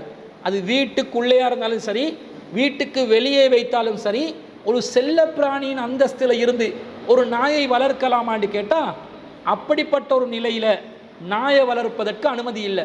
ஆனால் சில முக்கிய தேவைகளுக்காக நாய்களை வளர்ப்பதற்கு இஸ்லாம் அனுமதி கொடுக்குது. என்ன தேவை? வேட்டையாடுவதற்கு நாய்களை வளர்க்கலாம், பாதுகாக்கும் நோக்கத்துக்காக நாய்களை வளர்க்கலாம். இந்த ரெண்டை தவிர வேறு எந்த தேவைக்கும், குறிப்பாக செல்லப்பிராணியாக நாய்களை வளர்க்கவே கூடாது. இது நாம் ஒரு ஹதீஸ்லேருந்து விளங்கி கொள்கிறோம். எப்படி ஹதீஸ் வருதுன்னா, சஹீஹுல் புகாரியிலே 2322வது செய்தியாக அபூ ஹுரைரா ரலியல்லாஹு அன்ஹு அறிவிக்கிறாங்க, மன் அம்சக கல்பன், ரசூலா சொன்னதாக, யார் ஒருவர் நாயை வளர்க்கிறாரோ, ஃபஇன்னஹு யன்குசு குல்ல யௌமின் மின் அமலிஹி கீராத்துன், அவர் ஒவ்வொரு நாளும் அவருடைய அமல்களிலிருந்து ஒரு கீராத்தளவு நன்மைகளை குறைத்து கொள்வார். இல்லா கல்ப ஹர்சின் அவ் மாஷியத்தின், ஆனால் விவசாய பண்ணைக்காகவோ கால்நடைகளை திருட்டு போய் விடாமல் பாதுகாப்பதற்காகவோ வைத்திருக்கும் நாய்களை தவிர என்று நபி ஸல்லல்லாஹு அலைஹி வஸல்லம் சொல்கிறாங்க. இப்போ இந்த ஹதீஸில் என்ன வருது? தெளிவாக ரெண்டு காரணத்துக்காக வேண்டி, விவசாய நிலங்களை பாதுகாக்கிறதுக்காக நாய்களை வைக்கலாம், விவசாய நிலத்தை சீர்குலைக்கும் விதமாக, அதை சேதப்படுத்தும் விதமாக ஒரு மிருகம் வந்து, காட்டு விலங்கு வந்து அதை நாசமாக்கிடக்கூடாது என்பதற்காக, அது வருகின்ற நேரத்திலே குறைக்கக்கூடிய விதத்தில், ஒரு சிக்னல் மெசேஜ் தரக்கூடிய விதத்தில் நாய்களை வைத்து அந்த காலத்தில் என்ன செய்வாங்க, அவங்களோட விளை நிலங்களை பாதுகாத்து கொள்வாங்க. இப்படி நோக்கத்துக்காக வேண்டி நாய்களை வளர்க்கலாம். அல்லது ஒரு கால்நடையை வச்சிருக்கிறாங்க, அந்த கால்நடையை யாராவது ஒருத்தன் திருடுறதுக்காக வரும்போது நாய்களை வைத்தால் அது குறைத்து அந்த திருடர்களை கடிக்கக்கூடிய நிலையில் இருக்கும், அதிலிருந்து நம்முடைய கால்நடைகளை பாதுகாத்து கொள்ளலாம் என்ற நோக்கத்தில் நாய்களை வளர்க்கலாம் என்று நபி ஸல்லல்லாஹு அலைஹி வஸல்லம் அனுமதி தந்திருக்கிறார்கள். அப்போ இந்த நிபந்தனையில் நாய்களை வளர்க்கலாமே தவிர செல்ல பிராணியாக நாய் வளர்க்க முடியாது. இன்னொரு அறிவிப்புல வருது புகாரில 2323வது செய்தியில சாயிப் இப்னு யஸீத் என்று சொல்லக்கூடிய நபித்தோழர் அறிவிக்கிறார்கள், ரசூல் ஸல்லல்லாஹு அலைஹி வஸல்லம் சொன்னதாக, மனித்தனா கல்பன் லா யுக்னி அன்ஹு ஸர்அன் வலா லர்அன் நகஸ குல்ல யௌமி மின் அமலிஹி கீராத்துன். யாராவது ஒருவர் விவசாய பண்ணையாகவோ கால்நடைகளை பாதுகாக்கும் தேவை எதுவுமின்றி நாயை வளர்த்து கொள்வார் என்று சொன்னால் அவருடைய அமல்ல இருந்து, நற்செயலிருந்து, நகஸ குல்ல யௌமின் ஒவ்வொரு நாளும், மின் அமலிஹி அவருடைய அமல்ல இருந்து கீராத்துன் ஒரு கீராத் நன்மை குறைந்து விடும் என்று நபி ஸல்லல்லாஹு அலைஹி வஸல்லம் அவங்க சொன்னதாக அறிவிக்கிறாங்க. இதை அறிவிக்கும் போது குல்து அந்த சமயத்த ஹாதா மின் ரசூலில்லாஹி ஸல்லல்லாஹு அலைஹி வஸல்லம், இது ரசூல் ஸல்லல்லாஹு அலைஹி வஸல்லம் என்று நீங்க நேரடியாக கேட்டீங்களா என்று சொல்லி சுஃபியான் இப்னு அபி ஜுஹைர் ரலியல்லாஹு அன்ஹு அவர்கள் கேட்கிறார்கள். அப்ப சாயிப் இப்னு யஸீத் ரலியல்லாஹு அன்ஹு சொல்றாங்க, இ வரப்பி ஹாதல் மஸ்ஜிதி, ஆமா இந்த மஸ்ஜிதின் இறைவன் மீது சத்தியமாக நான் அதை ரசூலுல்லாஹ்விடமிருந்து நேரடியாக செவியுற்றிருக்கிறேன் என்ற செய்தியை சொல்றாங்க. அப்ப இந்த செய்தியிலிருந்தும் பாதுகாப்புக்காக வேண்டி ஒரு பொருளை பாதுகாக்கணும், வீட்டை பாதுகாக்கணும், வாகனங்களை பாதுகாக்கணும், விளை நிலங்களை பாதுகாக்கணும், அதே போன்று நம்முடைய கால்நடைகளை பாதுகாக்கணும், இது போன்ற நோக்கத்துக்காக வேண்டி நாய்களை வளர்க்கலாம் என்றது தெளிவாக விளங்குது. அதே போன்று வேட்டை பிராணியாக நாயை வளர்க்கலாம். அல்லாஹ் பொதுவாக வேட்டை பிராணிகளை அல்லாஹ்வோட பேரை சொல்லி அனுப்புங்க, அந்த வேட்டை பிராணிகள் அல்லாஹ்வுடைய பேரை சொல்லி அனுப்பும்போது அவை வேட்டையாடி வருகின்ற உணவுகளை உண்ணுங்கள் என்று அல்லாஹ் தஆலா திருக்குர்ஆன்ல அல்லாஹ் தஆலா அனுமதித்திருக்கிறார். அப்ப அந்த வகையில் ஒரு வேட்டை பிராணியாக நாய்களை அனுப்புவதாக இருந்தாலும் அவை கவ்விக்கொண்டு வரக்கூடிய வேட்டை பிராணிகளை உண்ணலாம் என்று விளங்குது. அதுக்கு வேட்டை பிராணியாக ஒரு நாயை வளர்க்கலாம் என்பதும் விளங்குகிறது. அதே போன்று அப்படி வளர்ப்பதாக இருந்தாலும் என்ன முக்கியமான நிபந்தனை என்றால் வீட்டுக்குள்ள அனுமதிக்க கூடாது. ஏனென்றால் நபி ஸல்லல்லாஹு அலைஹி வஸல்லம் சொல்றாங்க, புகாரில 3225வது செய்தி, அபூ தல்ஹா ரலியல்லாஹு அன்ஹு அவர்கள் அறிவிக்கிறார்கள், லா ததுகுலுல் மலாயிகத்து பைத்தன் ஃபீஇ கல்புன் வலா சூரத்து தமாசீல. அல்லாஹ்வின் தூதர் ஸல்லல்லாஹு அலைஹி வஸல்லம் சொல்றாங்க, நாயும் உருவப்படங்களும் உள்ள வீட்டுக்குள்ளே வானவர்கள் நுழைய மாட்டார்கள் என்று கூறியிருக்கிறார்கள். அப்போ வானவர்கள் நுழைய தடை விதிக்கக்கூடிய விதத்தில் நாய்களை வீட்டுக்குள்ள வைக்க முடியாது. ஒரு முறை ரசூல் ஸல்லல்லாஹு அலைஹி வஸல்லம் அவர்கள் ஜிப்ரீல் அலைஹிஸ்ஸலாம் அவர்களுடைய வருகைக்காக காத்திருந்தார்கள். ஆனால் ஜிப்ரீல் அலைஹிஸ்ஸலாம் அவர்கள் உரிய நேரத்தில் வரலை. அப்போ ரசூல் ஸல்லல்லாஹு அலைஹி வஸல்லம் அது ஏன் என்று கோவப்படுறாங்க. வா அது ரசூலுல்லாஹி ஸல்லல்லாஹு அலைஹி வஸல்லம் ஜிப்ரீலு அலைஹிஸ்ஸலாம் ஃபீ சாஅத்தின் யஅதீஹி ஃபீஹா, ரசூலுல்லாஹ்விடம் வருகை தருவதாக ஜிப்ரீல் அலைஹிஸ்ஸலாம் அவர்கள் ரசூலுல்லாஹ்விடம் வாதா செய்திருந்தார்கள். ஆனால் ஃபஜாஅத்தில் கஸ்ஸா, அந்த நேரம் வந்தது, ஆனால் வலம் யஅதி, அவர் அந்த நேரத்தில் வரவில்லை. வஃபி யதிஹி அசன், ரசூலுல்லாஹ்வுடைய கையில் சிறிய கம்பு குச்சி துண்டு இருந்தது. ஃபஅல்காஹா மின் யதிஹி, ரசூல் அதை கையிலிருந்து வீசுறாங்க. வீசிட்டு சொல்றாங்க, வகால மா யுக்லிஃபுல்லாஹு வஅதா வலா ருசுலுஹு, அல்லாஹ்வும் அல்லாஹ்வுடைய தூதர்களும் வாக்குகளை மீற மாட்டார்களே, இதனால் வாக்குறுதி மீறப்பட்டுச்சு என்று சொல்லி ரசூலா கோவப்பட்டு கொண்டு இருக்கிறாங்க. பிறகு ரசூலா வீட்டுக்குள்ள நுழைஞ்சி திடீரென்று திரும்பி பார்க்கும்போது ரசூல்லாவுடைய வீட்டிலே கட்டிலுக்கு கீழே ஒரு நாய்க்குட்டி இருக்கிறத கண்டாங்க. அப்போ ஆயிஷா ரலியல்லாஹு அன்ஹா அழைச்சி கேட்குறாங்க, இது என்ன நாய்க்குட்டி வீட்டுக்குள்ளே இருக்குது அப்படி என்று கேட்ட உடனே நபி ஸல்லல்லாஹு அலைஹி வஸல்லம் ஆயிஷா ரலியல்லாஹு அன்ஹா சொல்கிறாங்க, வல்லாஹி மா தரைத்து, இது எனக்கு இருந்தது உண்மையிலே எனக்கு தெரியாதுன்னு சொன்னோடனே ஃப அமர பிஹி ஃப உஹ்ரிஜ, அதை வீட்டிலிருந்து வெளியேற்றுமாறு கட்டளையிடப்படுது, அதுவும் வெளியேற்றப்படுகிறது. அதற்கு பிறகு ஃபஜா ஜிப்ரீலு, ஜிப்ரீல் அலைஹிஸ்ஸலாம் வந்தாங்க. ரசூலா கேட்கும்போது ஜிப்ரீல் அலைஹிஸ்ஸலாம் சொல்கிறாங்க, ஏன் நான் வரலன்னு சொன்னால் உங்களோட வீட்டுக்குள்ளே நாய் இருந்துச்சு. மன அணியல் கல்பு அல்லதி கான ஃபீ பைத்திக, உங்களோட வீட்டுக்குள்ளே இருந்த நாய் தான் எங்களுடைய வருகையை தடை விதித்தது. இல்லா லா நதுகுல பைத்தன் ஃபீஹி கல்புன் வலா சூரத்துன், எந்த வீட்டில் உருவப்படங்கள் தொங்க விடப்படுகிறதோ, எந்த வீட்டில் நாய் இருக்கிறதோ அந்த வீட்டுக்குள்ளே நாங்கள் நுழைய மாட்டோம் என்று சொன்னதாக சஹீஹ் முஸ்லிமில் 4272வது செய்தியாக பதிவு செய்யப்படுகிறது. ஆயிஷா ரலியல்லாஹு அன்ஹா அறிவிக்கிறாங்க. அப்போ இதிலிருந்து என்ன விளங்குது, நாய்களை வீட்டுக்குள்ளே குட்டிகளாக இருந்தாலும் சரி பெரிய நாய்களாக இருந்தாலும் சரி வீட்டுக்குள்ளே அனுமதிக்க முடியாது. அப்போ எப்படி வைக்கணும், தேவைக்கு வேட்டைக்காக அதே போன்று பாதுகாப்புக்காக வைப்பதாக இருந்தால் வீட்டுக்கு வெளியே வைக்கலாம். வெளியே வச்சாலும் அதை சர்வசாதாரணமாக தொடலாமான்னு கேட்டால் சர்வசாதாரணமாக தொட முடியாது. ஏன்னா நாயுடைய நாக்கு, அதனுடைய உமிழ் நீர் நஜீஸ் என்று சொல்லி, அசுத்தம் என்று சொல்லி, அந்த நஜீஸ் பட்டால் அதை சுத்தம் செய்வதற்கான சில வழிமுறைகளையும் இஸ்லாம் சொல்லி இருக்குது. இப்போ நாய் தன்னுடைய மேலே நாக்கால நக்கி கொண்டு முழுவதுமாக உமிழ்நீரால் நாய் மேலே அந்த ஈரமாக்கி வச்சிருந்தா அந்த நாயோட எந்த பகுதியை தொட்டாலும் அது நஜீஸ் ஆகிடும். இந்த நிலையில் நாயை நம்ம தொட முடியாத ஒரு சூழ்நிலை இருக்கிறது. அந்த நாயினுடைய நஜீஸ் பட்டா என்ன செய்யணும்? நபி ஸல்லல்லாஹு அலைஹி வஸல்லம் சொல்கிறாங்க, கால அமர ரசூலுல்லாஹி ஸல்லல்லாஹு அலைஹி வஸல்லம் பி கத்லில் கிலாபி. நபி ஸல்லல்லாஹு அலைஹி வஸல்லம் ஆரம்பத்தில் நாய்களை கொலை செய்ய சொல்லி கட்டளை இட்டாங்க. ஏன்னா நாய் மூலமாக ஒரு நோய் பரவியது, கொலை செய்யுமாறு கட்டளை இட்டார்கள். சும்ம கால மா பாலுஹும் வபாலுல் கிலாப், உங்களுக்கு உங்களோட நாய்களுக்கும் என்ன ஆச்சு, நாய்களை காண்றதுக்கே இல்லைன்றாங்க. சும்ம ரஹஸ ஃபி கல்பி செய்தி.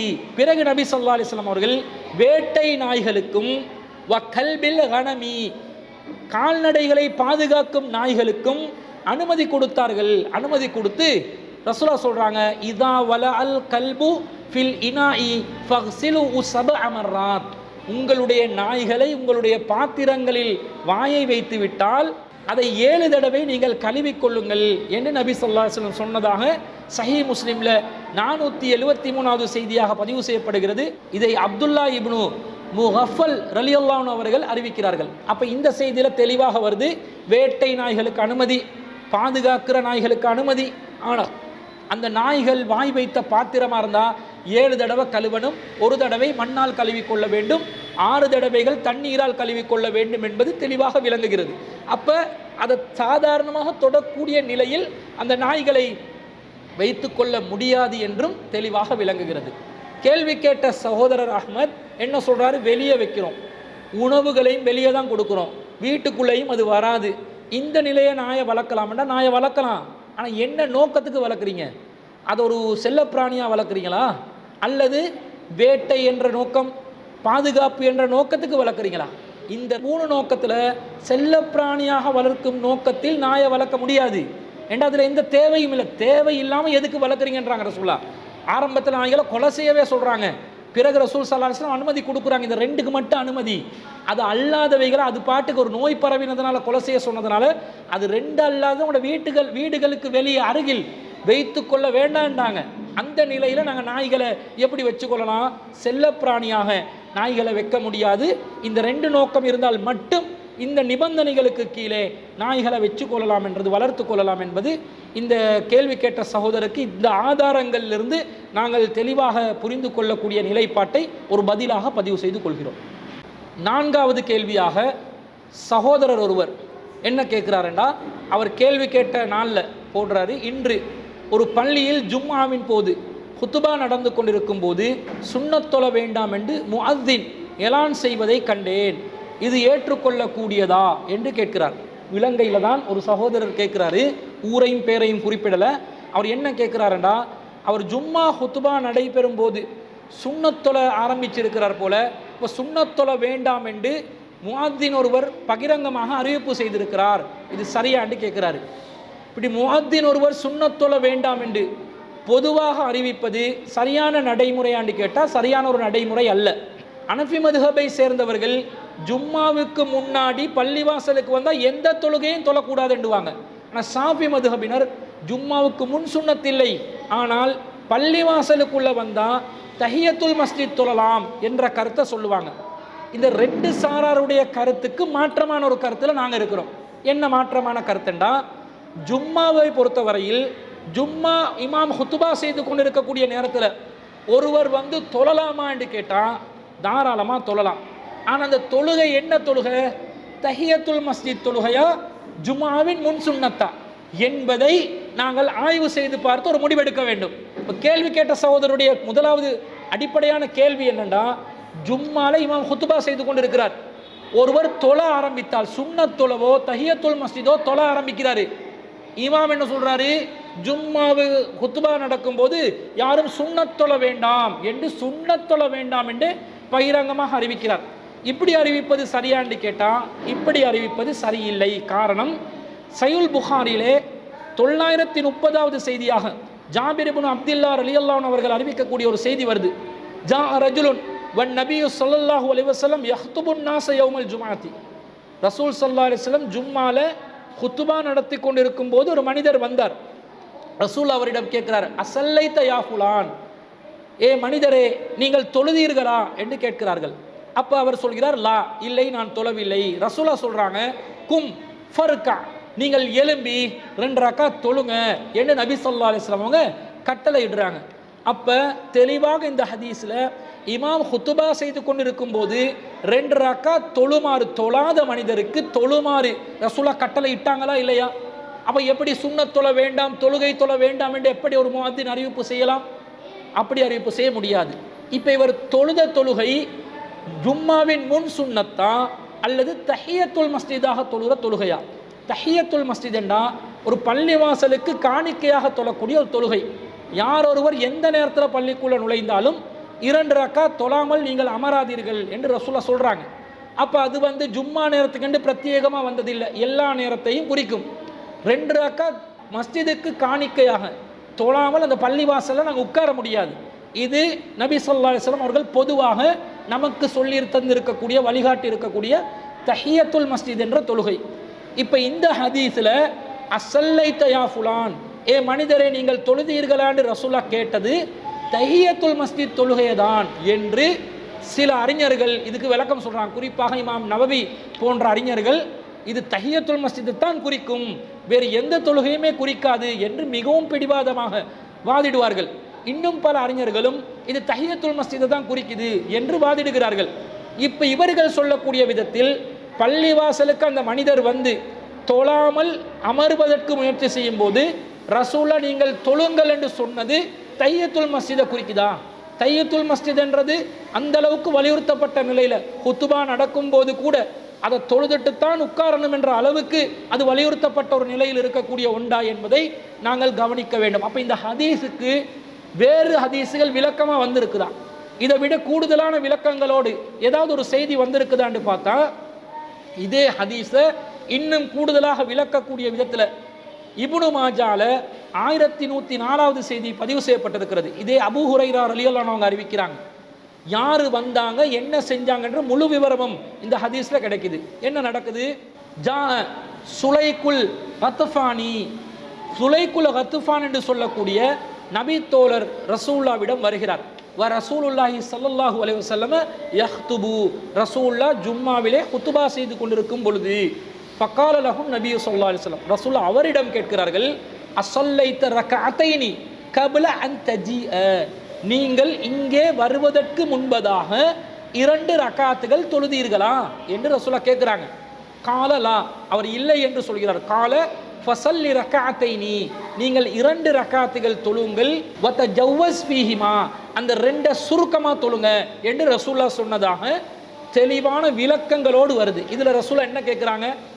அஸல்லைத ரக்அத்தைனி கப்ல அன் தஜீஅ, நீங்கள் இங்கே வருவதற்கு முன்பதாக, அல்லது நீங்கள் வருவதற்கு முன்பு, இங்கேன்ற வார்த்தை நாங்கள் எக்ஸ்ட்ராவா போடுறது தானே, நீங்கள் வருவதற்கு முன்பதாக 2 ரக்காத்துகள் தொழுதீர்களா என்று கேட்குறாங்க.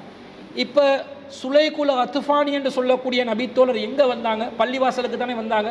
அப்போ பள்ளிவாசலுக்கு வந்த அந்த நபித்தோழரிடம் ரசூலுல்லாஹ் கேட்குறாங்க, அஸல்லைத ரக்அத்தைனி கப்ல அன் தஜீஅ, நீங்கள் வருவதற்கு முன்பதாக 2 ரக்காத் தொழுந்தீங்களா? பள்ளிவாசலுக்கு வருவதற்கு முன்பதாக 2 ரக்காத் தொழுந்தீங்களா என்று தான் கேட்குறாங்க. அதுக்கு அந்த நபித்தோழர் என்ன சொல்கிறார்? லா, இல்லை என்று சொல்கிறார். அப்ப ரசூலுல்லாஹ் சொல்றாங்க, ஃபஸல்லி, அப்படி என்றால் நீங்கள் ஃபஸல்லி ரக்அத்தைனி, அப்படி என்றால் நீங்கள் 2 ரக்காத் தொழுங்க, வதஜவ்வஸ் ஃபீஹிமா, அந்த 2ஐயும் சுருக்கி தொழுங்க என்று ரசூலுல்லாஹ் சொல்வதிலிருந்து இது தஹியத்துல் மஸ்ஜிதை குறிக்கக்கூடிய ஹதீஸா, தஹியத்துல் மஸ்ஜித் பள்ளிவாசலுக்கு வருவதற்கு முன்பு தொழுகின்ற தொழுகையா, அல்லது வீட்டில் தொழுற தொழுகையா, அல்லது பள்ளிவாசலுக்கு வந்த பிறகு தொழுற தொழுகையா? பள்ளிவாசலுக்கு வந்த பிறகு தொழுற தொழுகையா இருந்தால் ரசூலுல்லாஹ் என்ன சொல்லியிருப்பாங்க?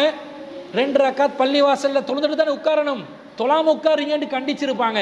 ரசூலுல்லாஹ் அப்படியா கேட்குறாங்க? இல்லை, அஸல்லைத ரக்அத்தைனி கப்ல அன் தஜீஅ, வருவதற்கு முன்பதாக 2 தொழுந்தீங்களான்னு கேட்டால் வருவதற்கு முன்பதாக தொழுற தொழுகை என்ன?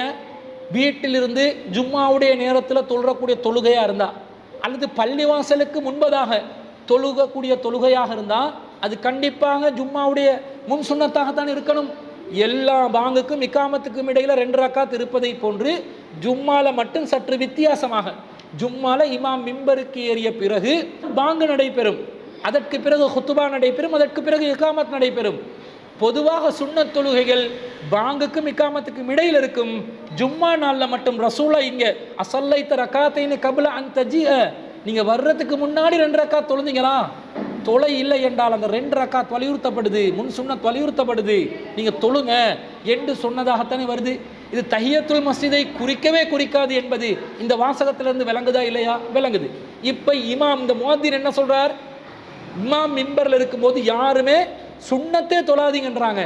ரசூலா சுன்னத் தொழாமல் பள்ளிவாசலுக்கு வந்த அந்த நபி தோழருக்கு சுருக்கமா 2 ரக்காத் தொழ சொல்லி கட்டளையிட்டு இருக்க, இந்த முஅத்தின் அதற்கு நேர் மாற்றமாக வேண்டாம் என்று தடுத்திருக்கிறார் என்றா இந்த ஹதீஸ் சம்பந்தப்பட்ட தெளிவு இல்லாமல் அவர் அந்த அறிவிப்பை செய்திருக்கிறார். அல்லது அவர் சார்ந்த மதுஹபுடைய கருத்தின்படி ஜும்மாவுக்கு முன் சுன்னத் கிடையாது, தஹியத்துல் மஸ்ஜித் தான் இருக்கிறது என்று நினைத்து சுன்னத் தொழாதீங்க என்று வேணுமென்றே அறிவித்திருக்கிறார். அவருடைய அந்த அறிவிப்பு வேண்டுமென்றே அவர் அறிவித்திருந்தால் அவர் நபி வழிக்கு மாற்றம் செய்தவராக கருதப்படுவார். அறியாமல் செய்திருந்தால் இந்த செய்திகளை அந்த இமாமுக்கு முஅத்தினுக்கு கொண்டு போய் சேர்த்து அவருக்கு உரிய விளக்கங்களை கொடுக்கணும் என்றது நாங்கள் விளங்கிக் கொள்கிறோம். இதிலிருந்து இமாம் மிம்பருக்கு ஏறின பிறகு நீங்கள் பள்ளிவாசலுக்கு வந்தீங்கன்னா ஜும்மாவுடைய முன் சுன்னத் வீட்டில் தொழுதுட்டு வரலாம். பள்ளிவாசலுக்கு அப்படி தொழாமல் வந்துட்டீங்கடா சுருக்கமாக 2 ரக்காத்தை தொழுதுட்டு நீங்கள் ஹுத்துபாவை கேட்கணும். ஆனால் ஹனஃபி மதுஹபினர் சொல்லுவாங்க பள்ளிக்கு வந்தால் ஹுத்துபாவை தான் கேட்கணும், வேற எதையும் செய்யக்கூடாது என்று சொல்லி வாதிடுவாங்க.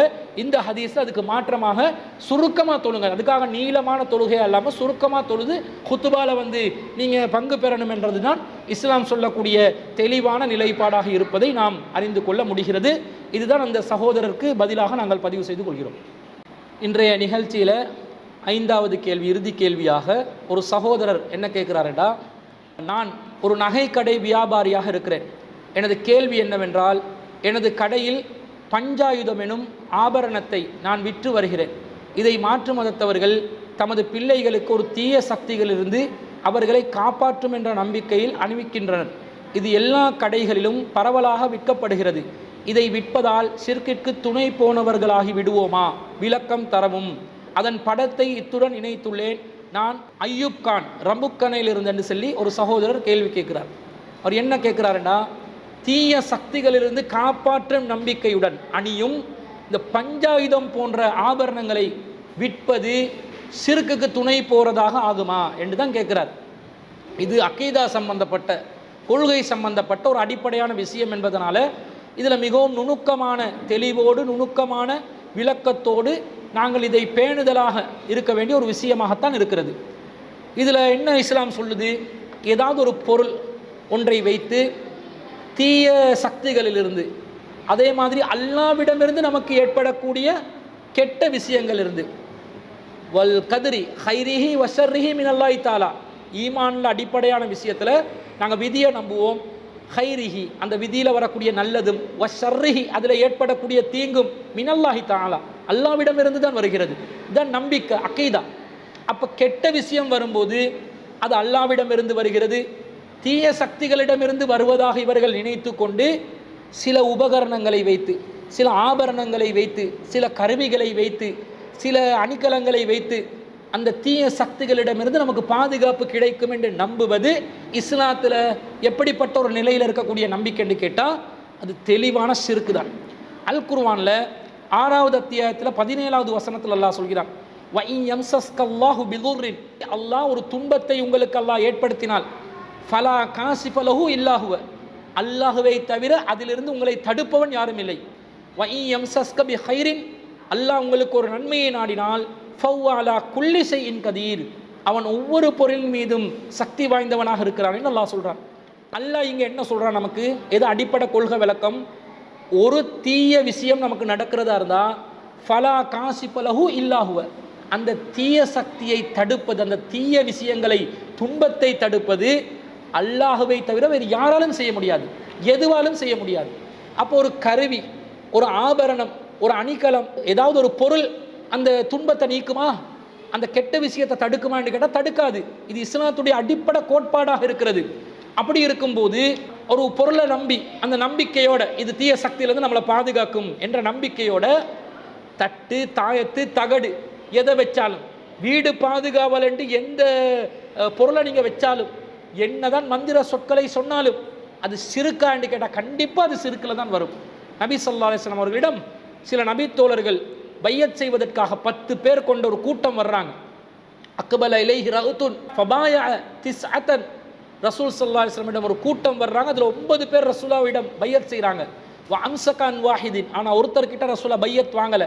அல்லாஹ்வின் தூதர் தான் என்பதற்குரிய ஒரு பையத்து, சக்திக்கு உட்பட்ட விதத்தில் அல்லாஹ்வின் தூதருக்கு கட்டுப்பட்டு நடப்பேன் என்றும், தொழுகையை நிலைநாட்டுவேன் என்றும், சிறுக்கு செய்ய மாட்டோம், திருட மாட்டோம் என்று போன்ற விஷயங்களை உறுதி பிரமாணம் செய்து நபிகள் நாயகம் ஸல்லல்லாஹு அலைஹி வஸல்லம் அவர்களிடம் மாத்திரம் செய்யக்கூடிய ஆன்மீக ரீதியான ஒரு பையத்து. இந்த பையத்தை செய்யறதுக்கு 10 பேர் வராங்க.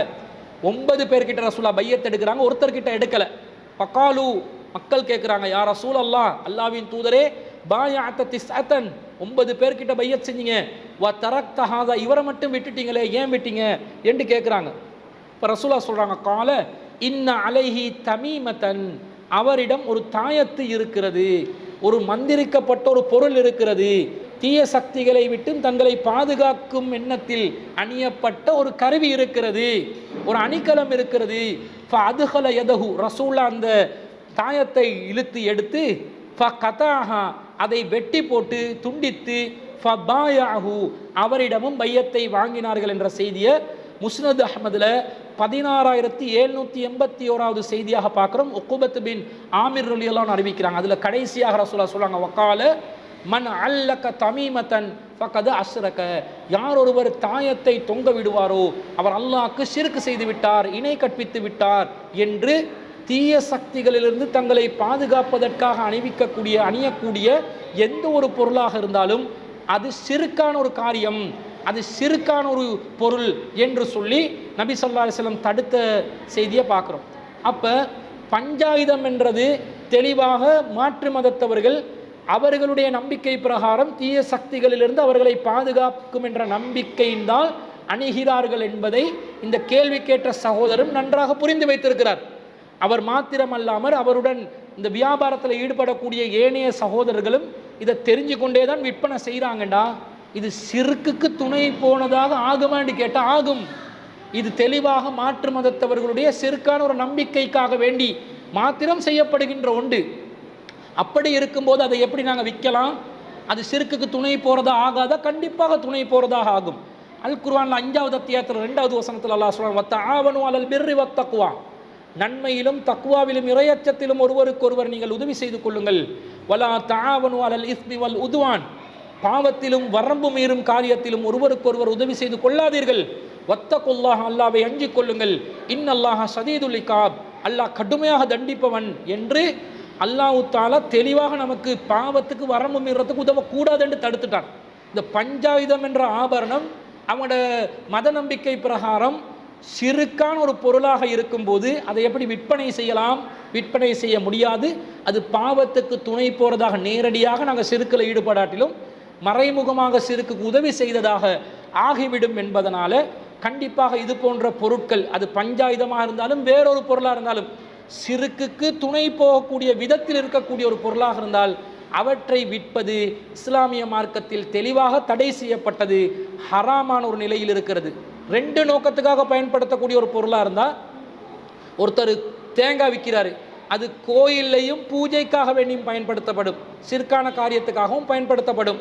அதே நேரத்தில் வீட்டில் சமையலுக்காக வேண்டியும் பயன்படுத்தப்படும். இப்படி 2 நோக்கம் இருக்கக்கூடிய நிலையில் இருந்தால் ஒரு அனுமதிக்கப்பட்ட நோக்கத்தின் அடிப்படையில் விற்கலாம் என்று வரும். ஆனால் இந்த பஞ்சாயுதம் என்ற இந்த ஆபரணம் இது போன்ற தீய சக்திகளிலிருந்து தங்களை தடுக்கக்கூடிய விதத்தில் இருக்கக்கூடிய பொருட்களுக்கு இன்னொரு 2வது நல்ல காரியத்துக்கு அனுமதிக்கப்பட்ட ஒரு நோக்கம் ஒன்று இருக்குதான்னு கேட்டால் இல்லை.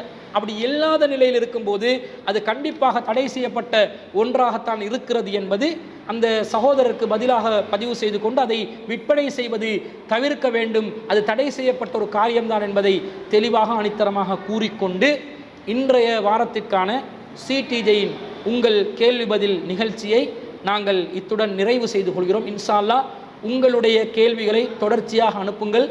திரையில் தென்படக்கூடிய வாட்ஸ்அப் இலக்கத்திற்கு உங்களுடைய கேள்விகளை சுருக்கமாக பேர், ஊர் மற்றும் உங்களுடைய தொடர்பு இலக்கத்தையும் குறிப்பிட்டு அனுப்பினால் அதை நாங்கள் பதிவு செய்து கொள்வதற்கு இலகுவாக இருக்கும் என்பதை தெரிவித்துக் கொண்டு இது போன்ற சமகால நிகழ்வுகளுக்கும் மார்க்க ரீதியான சந்தேகங்களுக்கும் குர்ஆன் சுன்னா அடிப்படையிலிருந்து பதிலளிக்கக்கூடிய இந்த மிக முக்கியமான நிகழ்ச்சியை இன்ஷா அல்லாஹ் தொடர்ச்சியாக நாம் நடத்துவதற்கு தயாராக இருக்கிறோம். அதற்கான ஒத்துழைப்புகளும் இந்த நிகழ்ச்சிகளை மக்களுக்கு கொண்டு போய் சேர்ப்பதற்கான பின்னணியில் மிகப்பெரிய ஒரு நிர்வாக ரீதியான ஒரு செயல் திட்டம் நடைபெற்று கொண்டிருக்கிறது.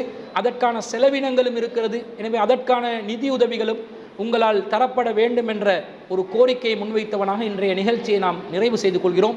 வாஹிரு தஅவானா அனில் ஹம்துலில்லாஹி ரப்பில் ஆலமீன். சுப்ஹானக அல்லாஹும்ம வ பிஹம்திக அஷ்ஹது அல்லா இலாஹ இல்லா அன்த அஸ்தக்ஃபிருக வ அத்தூபு இலைக்.